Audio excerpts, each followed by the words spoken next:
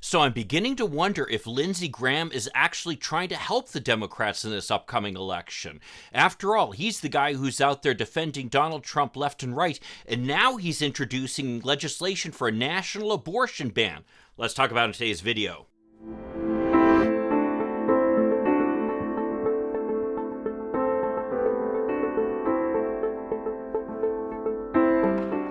Hi, I'm Mike Greiner. I'm a lifelong Democratic activist who's concerned about the direction our country is taking. I'm also a lawyer and an academic, and I'm here to help you stand up to the BS of the MAGA crowd. So I have to say, I enjoyed watching Lindsey Graham's press conference in which he introduced the new legislation that will ban abortion nationwide. In typical Lindsey Graham fashion, this is him flip-flopping all over the place, changing his position, because after all, it wasn't all that long ago he was saying that the question of abortion should be left to the states. So we see another Lindsey Graham flip where he's changing his position. Let's check out the press conference here. So we will be introducing this bill as of right now. People will join. I hope it will be bipartisan, and we will have... Lindsey Graham hopes it will be bipartisan? I don't know if you need to go there. Let's keep watching. Have a debate, if we're allowed to bring it up, as to why we're doing what we're doing. Abortion is a contentious issue. Post-Dobbs, America's got to make some decisions.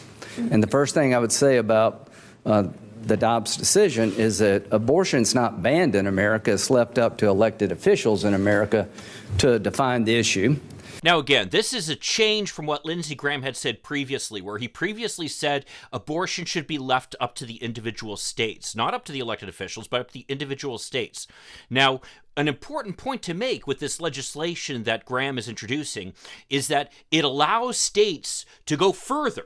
So if a state wanted to ban all abortions, including in the cases of rape and incest, under any circumstances, the state could do that. And that's not that crazy an idea considering the kind of legislation that we're seeing passed in state after state after state that are controlled by Republicans. We're seeing bans in all cases, including in the case of a rape or incest, and even if the life of the mother is in danger, after as few as 6 weeks. That's such a short period of time.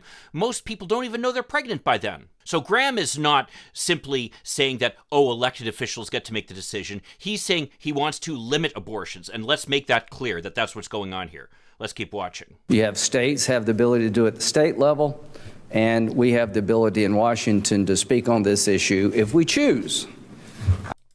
And again, Lindsey Graham's bill allows the states to have even stricter legislation banning abortion than what he's proposing, but it does not allow the states to have legislation that respects the right to an abortion. So it just shows he's not up for allowing the states to decide. He's up for banning abortion under any circumstances. Let's keep watching. I have chosen to speak. I have chosen to craft legislation that I think is eminently reasonable in the eyes of the world, and I hope the American people. Now let's be clear about something. This is at the same time that Mexico just passed legislation that would legalize abortion just south of the border. And here we are banning it here in the United States. So much for the eyes of the world. Let's keep watching. At 15 weeks, pretty much strong majority of Americans believe abortion should be the exception, not the rule. Now, let's be clear about something. American public opinion on abortion is all over the board. The one thing that was clear is Americans want to have access to abortion under some way, shape, or form. And depending upon how the pollsters ask the question, frankly, you get different answers. One thing that Americans were almost unanimous about, though, is that they did not want to see Roe v. Wade overturned, and that they're unhappy with the Dobbs decision. What's more is they're particularly unhappy by huge majorities with some of the legislation that Republicans are passing in the state, things like banning abortions even in the case of rape and incest, and again, in as few as 6 weeks. That is a position that is completely antithetical to the beliefs of Americans. And Graham would allow that type of legislation to continue on. So much for him trying to watch out for what Americans are in favor of. Let's keep watching. Now, my bill follows my Democratic colleagues' attempt to define abortion at the federal level. So right after the repeal of Roe v. Wade, my Democratic colleagues introduced legislation in Washington to create a national standard. They have every right to do so. So they Now, let's be clear about something. The reason that the Democrats introduced legislation in Congress was because they wanted to codify essentially what the Supreme Court had overturned and done away with the Dobbs decision. This would be one way that we'd be able to guarantee the right to an abortion despite the efforts of some of these states to take away women's rights. What Graham, on the other hand, is trying to do is to make it so that nobody's rights can be protected anywhere in the country, and that if states want to take away even more rights, they're allowed to do that. Now, I also think it's important to kind of address this red herring about abortion in demand whenever they want it until the third trimester, all that type of thing. The fact of the matter is that late-term abortions just do not happen, because by the time a woman has gone through much of her pregnancy, she's already kind of accepted and even gotten excited about the fact that she's going to be giving birth to this baby. When late-term abortions happen, they happen because there is some severe crisis affecting either the baby or the mother. This idea of late-term abortions on demand just is a red herring and does not exist. The problem is, whenever the federal government kind of puts some specific date on abortions are banned here and not banned here, there are going to be exceptions to it. It's kind of a sliding scale.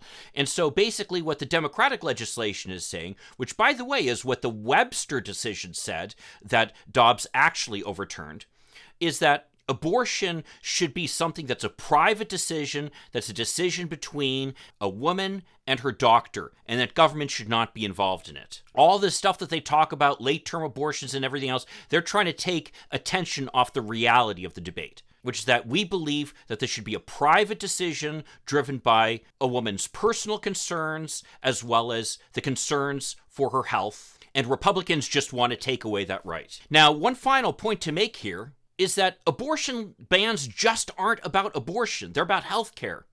Because we've seen lots of examples already of women who haven't been able to get the kind of health care that they've needed while they're pregnant because the fact that doctors are afraid that somehow, because of the procedures that they're going to be engaging in, they'll be stepping over the line of the restrictions that are created by these anti-abortion bans. And this just goes to show where abortion is not something government should be engaged in. It's something that needs to be a personal decision engaged in between a woman and her physician and nobody else. Let's keep watching. Chose to do that. And here's what they chose. They chose a bill that allows late-term abortion virtually up to the point of birth. They chose a bill that would repeal at the state level virtually all pro-life protections passed at the state level. Again, he's complaining about the fact that the Democrats' bill would repeal the pro-life, anti-abortion bans at the state level, but yet he's perfectly happy to get rid of the state-level laws that protect abortion rights in more than half the states. Let's keep watching. They chose a bill that would not put us in the mainstream of the world, but put us in a group of 7 nations that allow abortion on demand pretty much up to the point of birth, like North Korea, Iran, and a few others. Just imagine this situation. Right now, because of the situation that we're in, you're going to have women going from Texas, where abortion is banned, down to Mexico, where abortion is legal. And that's somehow putting us in bad company? Let's keep watching.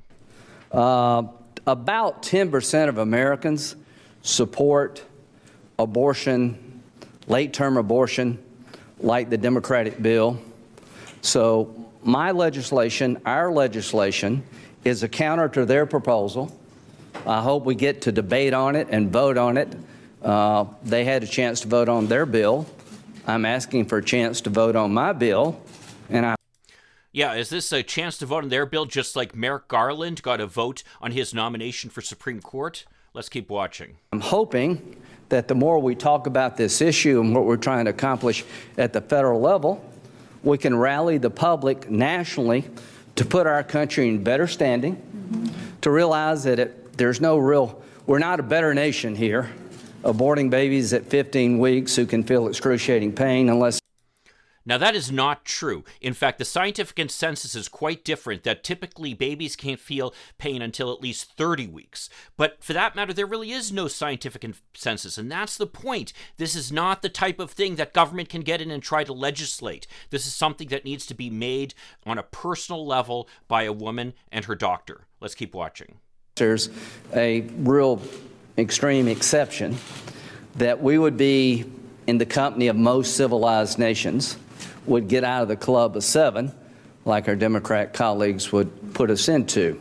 So we're going to have an election in 2022.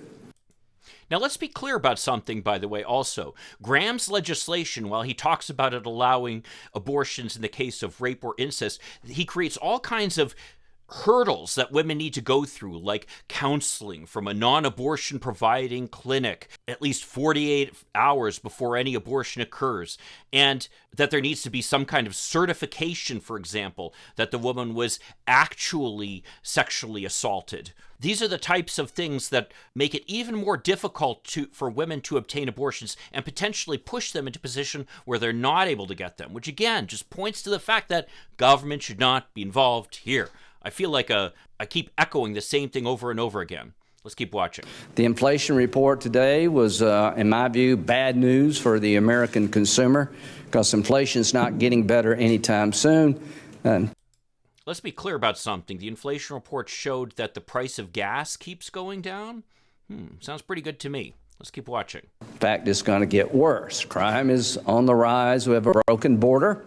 But having said all, I don't think I need to address the border issue because I've done many videos on that now, but this is something that the Republicans keep reciting as a mantra, which has no basis in reality given the fact that actually border apprehensions are up under the Biden administration. Let's keep watching. That the abortion issue in America has always been part of our political discourse. It will continue to be. And this is my position at the federal level. That now, the funny thing about this is that this proposal by Graham is going to make nobody happy. Number one, it's not going to make the more extreme pro-life people happy because they want to see abortions banned in virtually all cases. And it's certainly not going to make anybody happy who considers themselves pro-choice and who believes that there should be a right to an abortion, because this is just one more example of government meddling in a place that it shouldn't be meddling. But what's more is he basically reminded Americans that if you vote Republican, you're voting to ban abortion, which, based on the results we've seen, including in places like Kansas, for example, isn't that great a message. Let's keep watching. We should reject the most radical bill I've ever seen, introduced by Senator Schumer and his colleagues, that will allow abortion up to the moment of birth. That is extreme in every fashion. And we should be talking about legislation for the nation as a whole that would put us in line with the science and the civilized world. So I look forward to the debate. I look forward to the vote. If we take back the House and the Senate, I can assure you we'll have a vote on our bill. If the Democrats are in charge, I don't know if we'll ever have a vote on our bill. Thank you, and I'll turn it back over. Thank you.